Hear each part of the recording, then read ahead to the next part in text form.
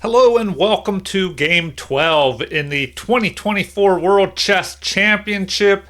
As the exciting chess continues here, today we have world champion 32-year-old Ding Liren of China with the white pieces versus the young 18-year-old challenger, the youngest ever from India, Gukesh Damaraju. And so the world champion begins with c4, fighting for control of this d5 square, and the game continues. And this is the English opening, by the way, for the beginners out there. And so now we have e6. This unleashes the dark squared bishop, which could potentially go to b4 in the future, lining up on the king. So the game continues with g3, getting ready to possibly fianchetto the bishop here. And this is the English opening Agincourt defense, according to the computer. So let's see how things continue. We have d5, fighting for the center here. And the game continues with bishop to g2, adding more pressure along with this pawn to the d5 square, and knight to f6, helping defend that square. So the game continues with white developing his knight as well, and now he's ready to castle. So now we have this pawn push, d4 here, gaining space in the center. And so the game continues with castling by white. His king is in safety now, and the rook is closer to the center where it can become more active. So knight to c6 here, developing the knight, helping defend this pawn. So the game continues with e3 here, attacking, adding more pressure to the pawn. And so now we have bishop to e7, developing the bishop, and black is ready to castle the king to safety. So d3 is played here, gaining a little bit of space in the center, fortifying the c4 pawn. Then there's the option of pushing this e pawn up. This also keeps the knight out of the e4 square. So we have an exchange in the center here, and white captures with the bishop, the best move according to the computer. I guess another option could have been capturing with the pawn, but that might, pull a defender away from the king side here. And, developing a piece is usually not a bad idea. So we have e5, the best move in the position, gaining space here in the center for black, maybe trying to prevent this pawn push or discourage it, and a possible outpost square for the knight in the future, maybe. The knight white's knight develops to c3, eyeing this square, eyeing the e4 square, so helping to cover the center, and the game continues with castling by black, the best move in the position. And at this point, white has a slight edge here, 0.33, so about a third of a pawn's worth equivalent advantage. So rook developing on the half-open file. Usually a good idea if you can develop your rooks on open or half-open files, making them more active. So the game continues with a move that's maybe a little bit defensive here, keeping pieces out of g5, keeping the bishop out, the knight out possibly. So the computer says it would have been better to play rook to e8. Also developing your rook on this half-open file, maybe getting ready to fight for that e file in the future, especially if this e5 pawn is exchanged off. So the game continues with white finding the best move, and similar to this h6 pawn move, a3 keeps pieces out, keeps the bishop and the knight out of this b4 square, and there's maybe the idea of pushing the pawn to b4 in the future, gaining space on the queen side. So this move a5 is played to discourage that pawn push, perhaps, and it looks like rook to e8 once again is what the computer prefers. So the game continues with h3, giving the king a little escape hatch here, and maybe with an idea of pushing this pawn, also preventing pieces from landing on g4. So the game continues with bishop developing here. Computer says this is an excellent move, but once again, the computer really wants this rook to e8 move. So the game continues with the king running up here to safety. This is also maybe a prophylactic move, a preventative move in case the queen develops here and targets this pawn. Well, now the king and bishop are both defending. So the game continues with rook to b8, maybe an indication of wanting to push this pawn in the future. And maybe also in case white pushes here at some point and we have, some exchanges, it could avoid a trade of rooks here. So the computer says that, in fact, queen to d7 would have been better, creating that battery aimed at the king side. So queen to c2 is played here, defending this pawn, making room here maybe on d1 to line a rook up on the queen. Also, the queen is aimed at the king side here. So the game continues with rook finally moving to e8. Still an excellent move, but now the computer says that knight to d4 would be best here, placing the knight on this outpost where a pawn cannot chase it away.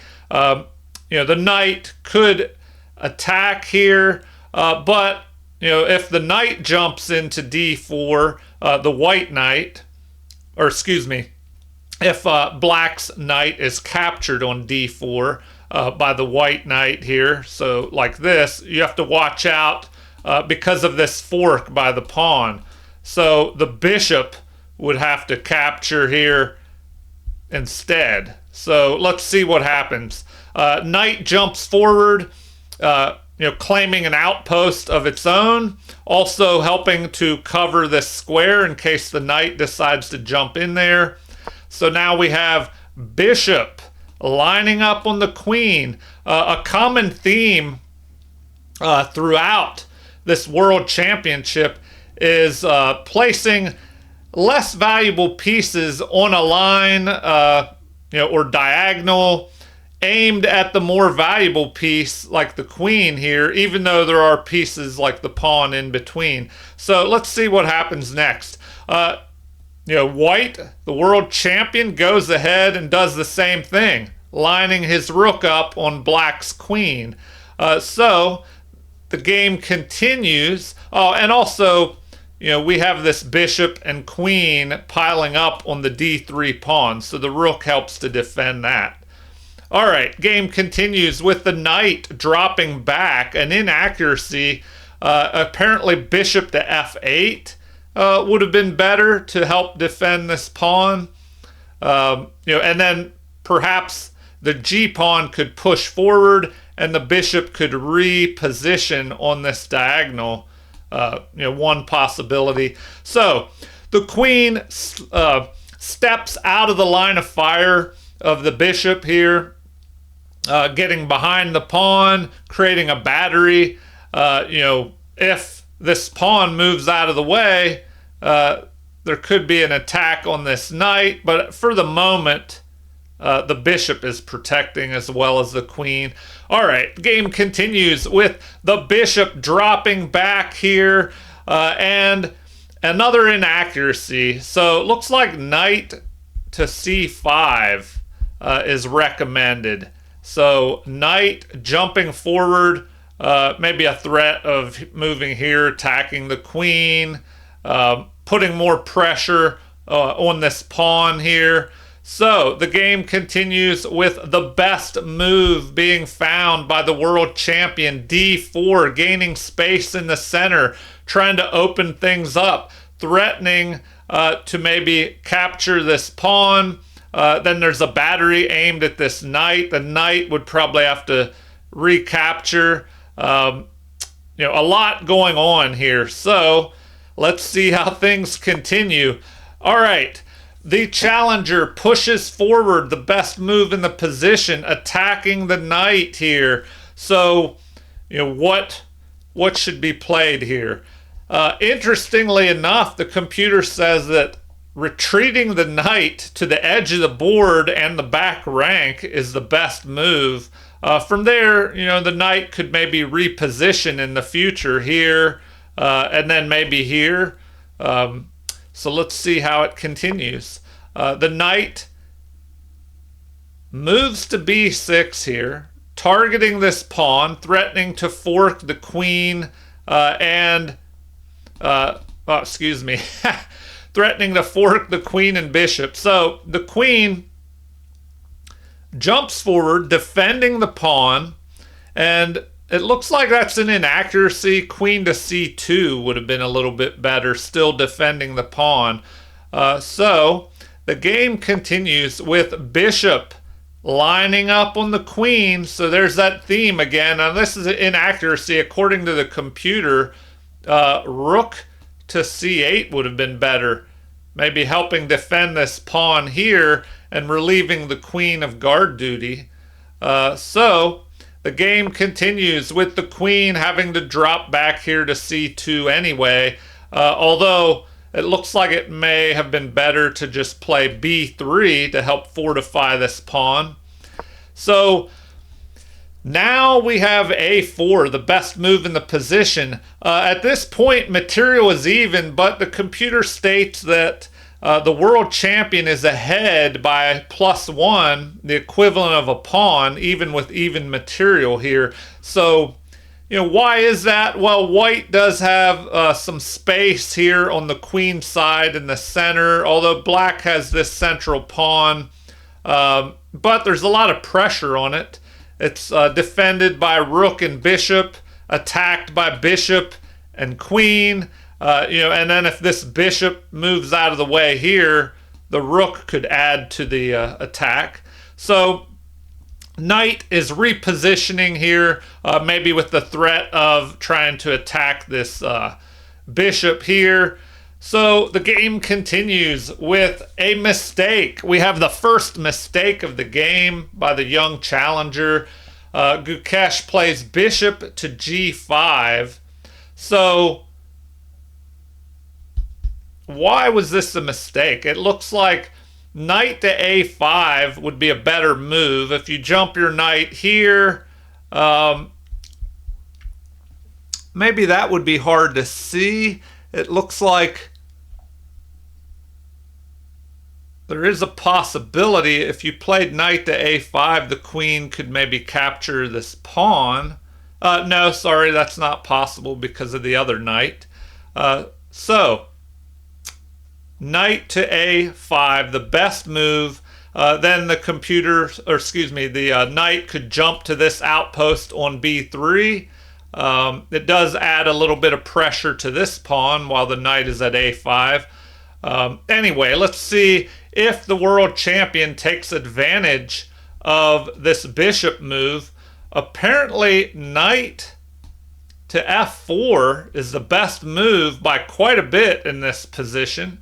So, yes, the world champion does find the best move here. So, he's attacking this bishop, threatening to knock out black's bishop pair. The knight is also moving, a little bit closer to his opponent's territory and towards the king side. So, here, the best move is to knock this knight out of here.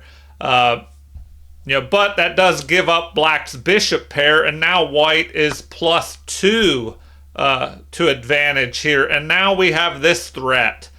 The threat of knocking out this pawn, forking the rook and queen, So how will the young challenger defend against this? Well, he finds the best move, just protecting the pawn with his rook here. So now the game continues with queen stepping forward, the best move in the position, helping protect both of these pawns, aiming at the king side here. And so the game continues with knight dropping back, an inaccuracy. Apparently, f6, pushing this pawn and kind of blocking the diagonal here in case this pawn pushes forward. So the pawn does in fact push forward, and the queen has an open diagonal towards the king side here. So the game continues with queen stepping forward, giving the rooks a little bit more room. Now they're connected, protecting one another. The queen is aimed at this pawn, although bishop and king are doing a good job of defending. All right.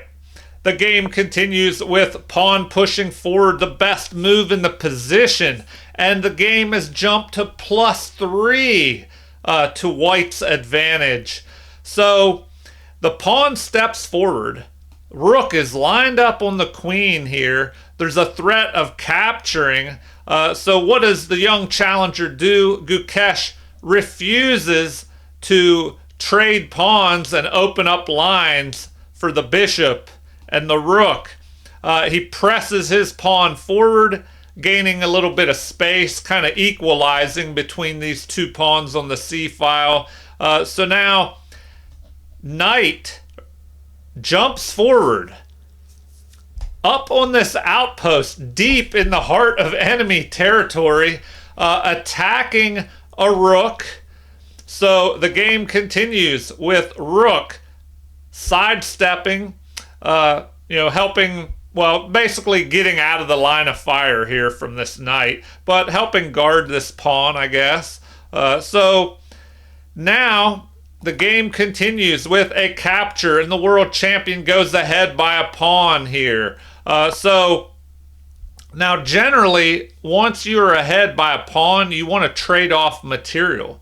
So, is that what the world champion intends to do here? He has a choice. Does he exchange a bishop? Or does he go after this knight, which could land here on this nice outpost? And also, if he exchanges off his bishop on e4, that could leave some light squared weaknesses possibly around his king. So we have the bishop retreating back to help in the defense of the king side. Rook creates a battery with the queen here, adding some pressure to this pawn.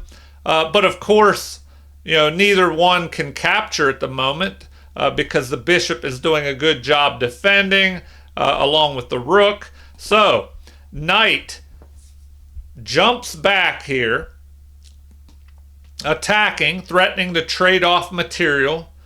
So we have a capture, recapture, and white is left with doubled pawns, but they are in the center, controlling a lot of squares here, and immediately attacking the knight.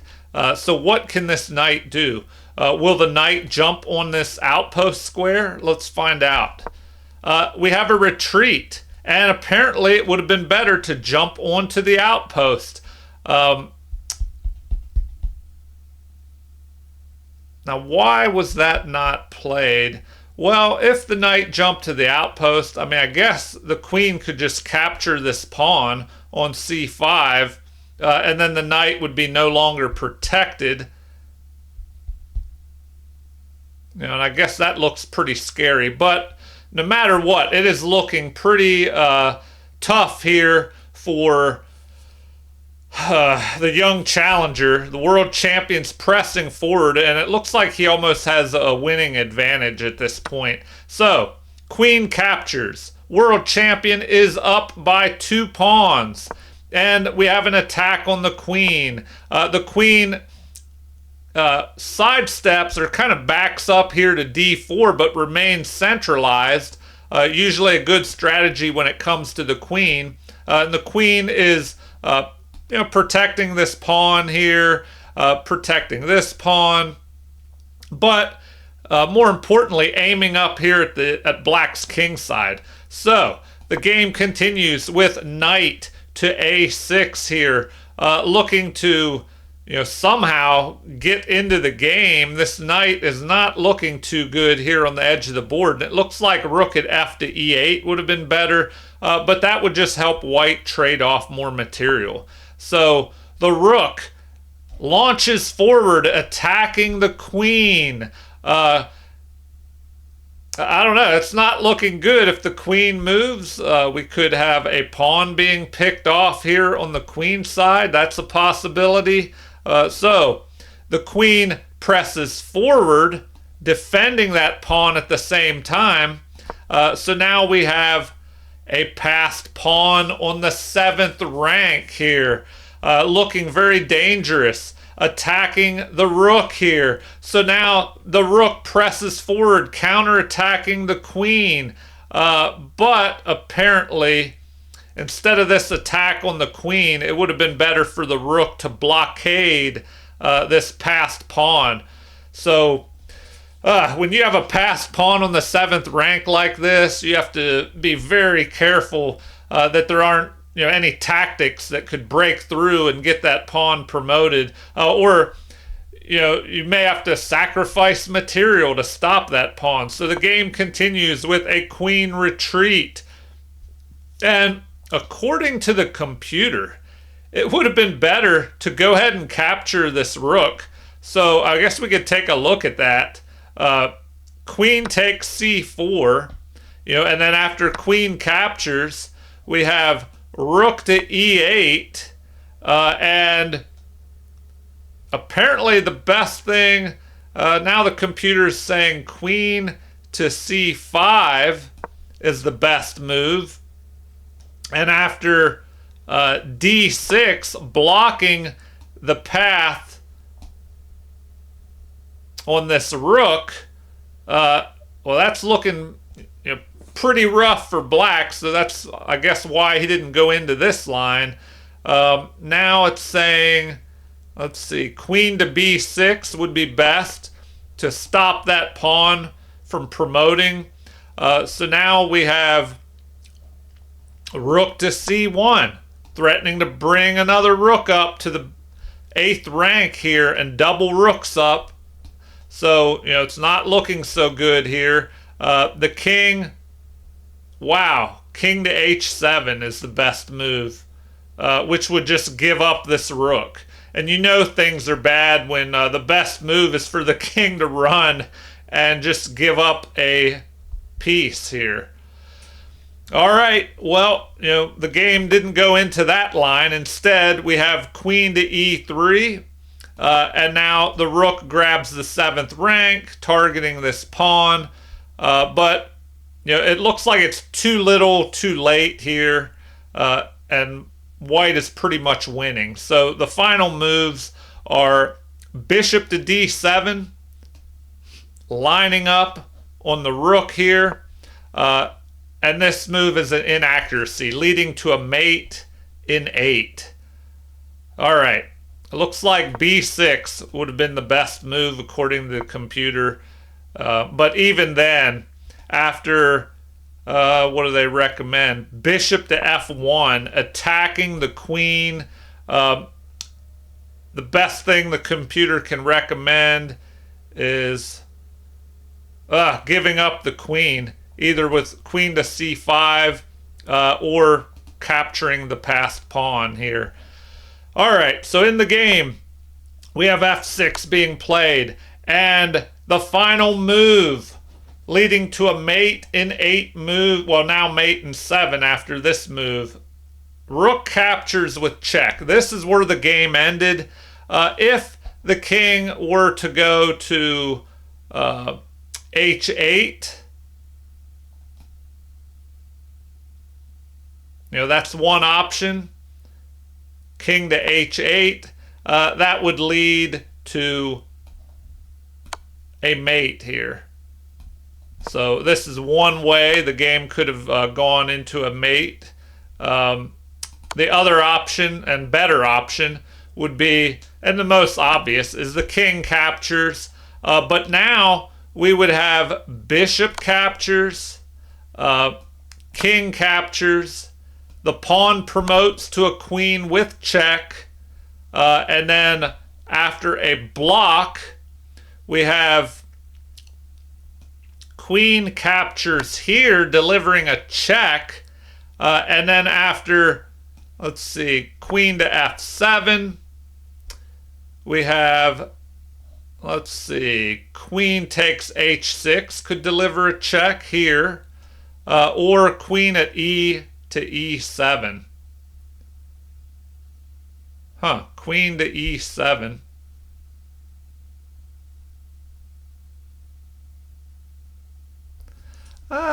That's an interesting choice. But first, let's look at this. The most obvious thing, is maybe capture the pawn with check. The king is running into some trouble here because now there's a threat of, attacking here possibly. King to e8 is the best move according to the computer. But then you have queen checking, a block. But then, it's looking really bad here. Either queen can capture, king has to run, and then we have a mate here. So that's one possibility. What's the other possibility? After king captures, bishop captures, king captures, we have the queen block. Best would have been to capture here, and then queen to f7 blocking. And the other option was queen at e to e7. So here, you can't capture because this queen is pinning. So king to g8 is forced, and now queen to d8. Yeah, this queen pair would just be swarming all over the place. Yeah, and then here's an example. Block, but then you capture here. This queen is pinned. The king is forced here, and then a mate. So yeah, it just rough game, but exciting. So the world champion, he makes a comeback. After his loss in game 11, and then he comes right back with a win in game 12. So only 2 games left in this 14-game world championship. If they're tied after 14, then they'll go into rapid tiebreaker games. And if those are tied, then I believe they go into blitz tiebreaker games. All right, well, exciting chess. So feel free to leave any comments. I'm always anxious to hear what you all have to say out there. And like and subscribe to support the channel if you haven't already. Thank you for watching, and have a super chess day.